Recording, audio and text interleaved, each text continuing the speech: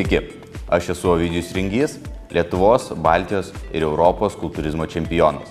Daugkartinis Lietuvos absoliutus jaunimo čempionas, Baltijos šalių čempionas, taip pat Europos jaunimo čempionas. Tarptautinių turnyrų prizininkas ir finalistas.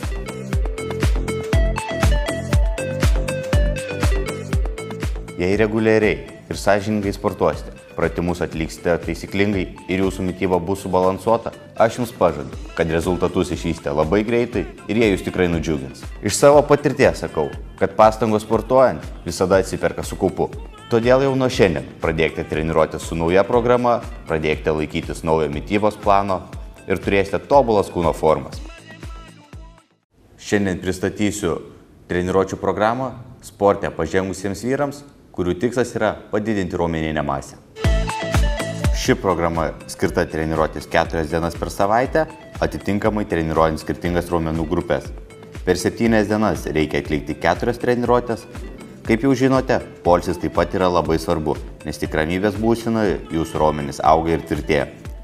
Serijų yra 3-4, pakartojimų skaičius nuo 8 iki 15. Treniruočių programos trukmė neilgesnė nei 2 mėnesiai. Pirmą dieną treniruojamos kojos, nugara, pilvo presas, antrą dieną krūtinė, pečiai ir pilvo presas, trečią dieną dirbama su tricepsu, kojomis, blauzda, pilvo presu, ketvirtą dieną pečiai, bicepsas ir pilvo presas. Treniruotės trukmė pakankamai ilga iki 70 minučių. Svoriai turėtų būti pakankamai dideli, kai atliekate pratimą turite jausti raumenis, kuriais dirbate. Kardio treniruotė atliekama po sporto, gana trumpa, bet pakankamai aukšto intensyvumo, skirta jūsų širdies darbui pagerinti. Rekomenduoju atlikti iki 20 minučių. Po sporto iš maisto ar papildų svarbu gauti pakankamai didelį kiekį baltymų ir angliavandenių. Po treniruotės suvartokite apie 30 gramų baltymų ir apie 50-60 gramų angliavandenių. Dienos metu stenkitės valgyti kuo daugiau ir kuo dažniau. Galima net iki 8 kartų per dieną. Pažengusių sportininkų maisto kiekis turi būti pakankamai didelis, nes dienos eigoje sudeginama daug maistinių medžiagų.